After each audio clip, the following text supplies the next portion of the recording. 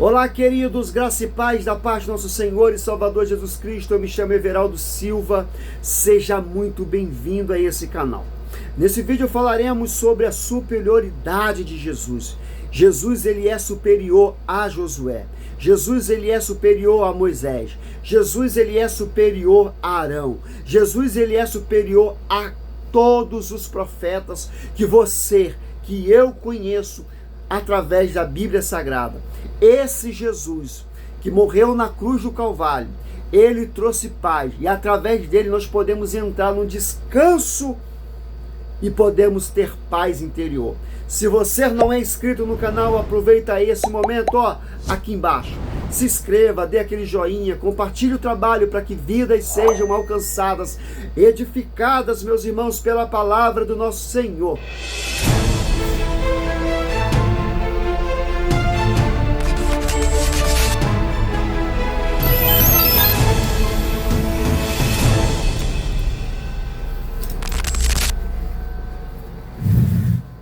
Jesus é superior a Josué. O escritor de Hebreus escreve sobre como Jesus é superior a Josué no capítulo 4 de sua epístola. Ele fez uma comparação entre o repouso que o povo de Israel alcançou sobre a liderança de Josué e o repouso providenciado por Cristo. Jesus é o verdadeiro meio de entrar no repouso de Deus. Jesus é superior a Josué. Josué foi uma pessoa usada por Deus para liderar a entrada do povo de Israel na terra prometida. Ele foi o sucessor de Moisés, o grande legislador hebreu, que liderou a libertação dos israelitas na terra do Egito.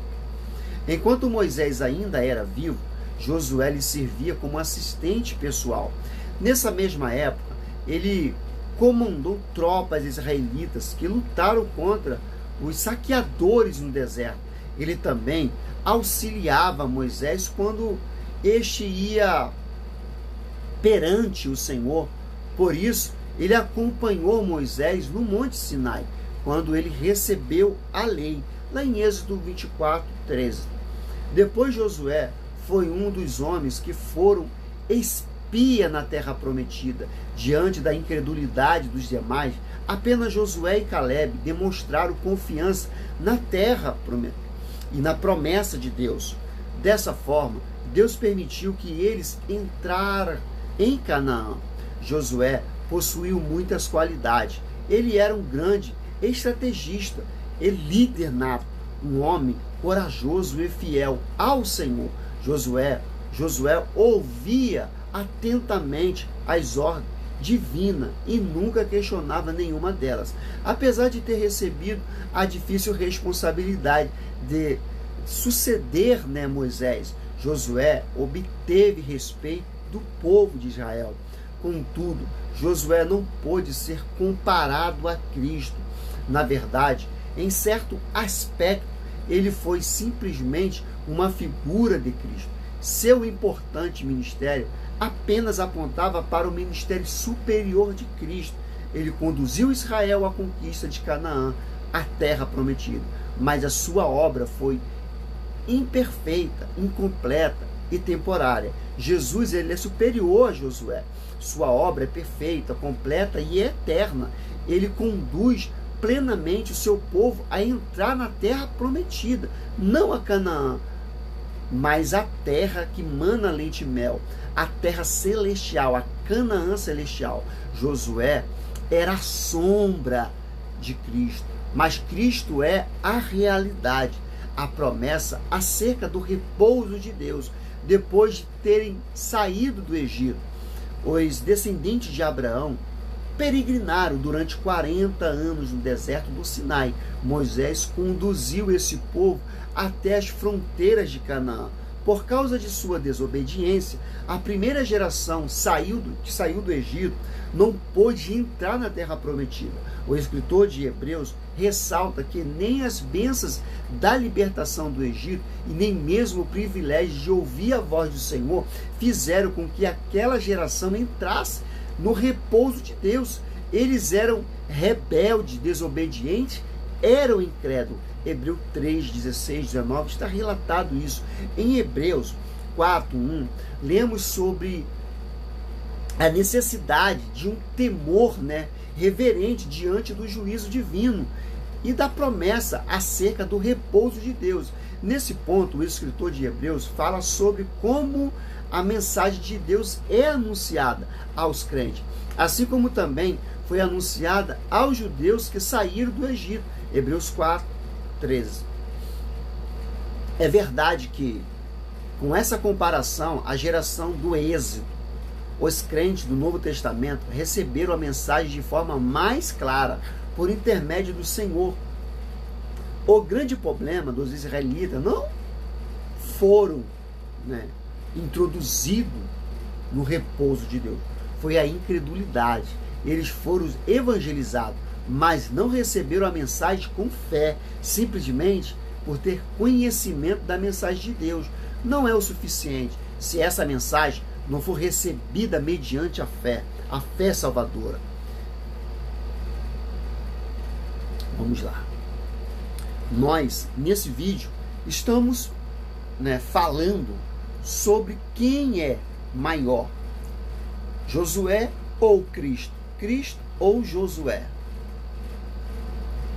No meio de entrar, vamos para o meio de entrar no repouso de Deus, o escritor de Hebreus recorre, ou seja, ao Salmo 95, do versículo 11, para exortar, ou seja, a incredulidade. Não pode, ou seja, essa incredulidade ela não pode entrar no repouso de Deus, porém, ele explica que aqueles que creem verdadeiramente na mensagem de Deus podem entrar em seu descanso espiritual. Hebreus 4:3 está relatado. A oportunidade de entrar no repouso de Deus não foi, ou seja, encarada de uma maneira de oportunidade, Continua a oportunidade, ela continua aberta, mas eles não entenderam. Deus alertou e ofereceu, ou seja, o seu repouso. Olha o que Deus fez ao povo nos tempos de Moisés e nos tempos de Josué. Esse mesmo alerta é um convite, e esse convite se estendeu através de Davi. Agora, tanto a advertência quanto a oferta de entrar no repouso de Deus, alcançamos, ou seja, uma nova geração que deve responder positivamente à voz do Senhor. O escritor de Hebreus diz que o tempo para essa resposta favorável de fé deve ser o hoje. Em Hebreus 4, 6, 7. A urgência em obedecer e receber com fé o Evangelho de Cristo é mediada. Esse é o único meio de entrar no repouso de Deus. O repouso superior. O escritor de Hebreus diz que o verdadeiro repouso de Deus não veio por intermédio de Josué, ou mesmo por intermédio de Moisés. O meio de entrar no repouso de Deus veio por Jesus, o Filho unigênito de Deus. Ele é superior tanto a Josué quanto a Moisés. Moisés conduziu o povo pelo deserto e Josué levou esse povo à terra prometida. Mas esse povo e esse repouso terreno era apenas a sombra da realidade do repouso celestial. O fator de Davi falar sobre o repouso de Deus no Salmo 95 deixa evidente o verdadeiro repouso oferecido por Deus e esse repouso celestial. No tempo de Davi, Israel já havia conquistado a terra prometida. Isso já havia, eles já haviam entrado na terra prometida, estavam em seu descanso, mas esse descanso terreno foi imperfeito e foi temporário. Para manter a paz na terra prometida foi necessário muito trabalho. foi necessário muitas batalhas. E falando de batalhas frequentemente de Israel, os israelitas, eles tiveram que trabalhar, tiveram que atacar e ser atacado muitas das vezes por inimigos em Canaã. Então eles lutaram para poder ter essa paz, para ter esse repouso de Deus. Mas o verdadeiro repouso celestial é caracterizado por a genuína paz e pelo comprometimento pleno da promessa celestial. O repouso de Deus não é conquistado com base em nossas forças. Não é caracterizado nisso. Não é pelos nossos próprios méritos, pelos nossos próprios esforços, pelas nossas batalhas, pelas nossas conquistas. Não. Esse repouso, ele é superior, garantido pelo mérito de Cristo. Porque ele conquistou a vitória definitiva por nós e estabeleceu a verdadeira paz. Falando isso também dessa paz eterna, da qual podemos desfrutar. A terra de Canaã, ela foi conquistada sob a liderança de Josué. Não foi um comprometimento final da promessa e do repouso de Deus. A promessa de Deus aponta para o verdadeiro descanso, o descanso celestial. Esse descanso já existe desde a fundação do mundo, esperando por aqueles que creem, por aqueles que acreditam. Em Hebreus 4:3 relata: já hoje os cristãos verdadeiros participam do repouso de Deus, ao desfrutarem a paz divina, da certeza da salvação, da confiança do seu poder e da convicção do comprometimento das promessas acerca da bem-aventurança em Cristo Jesus. Mas esse repouso alcançará sua plenitude no lar celestial, onde os redimidos poderão descansar para sempre de seus sofrimentos, das suas fadigas, das suas tentações, das suas dores, dos seus lamentos.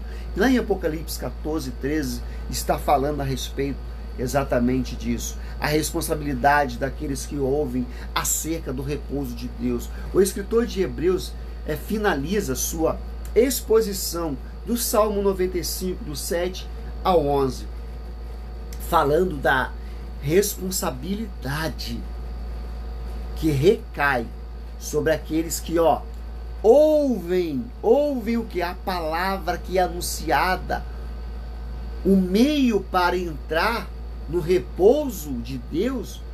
Ele está falando para aqueles que ouvem. Ele diz que a palavra do Senhor revelou a infidelidade, a incredulidade daqueles que ficam pelo caminho, irmãos. Essa palavra, ela é poderosa, ela é viva, ela é eficaz. A palavra de Deus é o consolo, é o alimento para os que creem, mas também é um instrumento de juízo, querido, contra os incrédulos. Por isso, ela é mais cortante do que uma espada, irmãos, de 2 gumes. Ela penetra no profundo do íntimo humano, onde ninguém mais pode alcançar. Hoje essa palavra adverte sobre o engano do pecado e sobre os perigos da incredulidade. Ela também anuncia a superioridade de Cristo sobre tudo e sobre todos. Jesus, ele é superior a Josué. Jesus, ele é superior a Moisés. Jesus, ele é superior, irmãos amados, a Arão e qualquer outro que nós conhecemos através dos relatos bíblicos. O profeta que você imaginar, o líder que você imaginar, a serva que você imaginar, Jesus, ele é superior a todos e a qualquer outro.